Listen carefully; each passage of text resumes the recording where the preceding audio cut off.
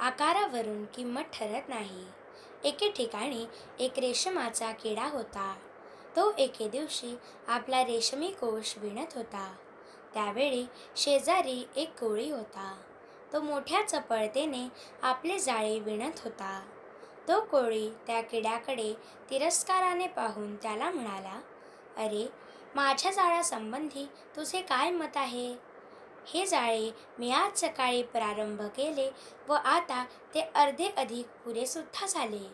एवढे मोठे व इतके सुंदर जाळे मी इतक्या थोड्या वेळात विणले, तरी तू आपला रेंगाळतच बसला आहेस."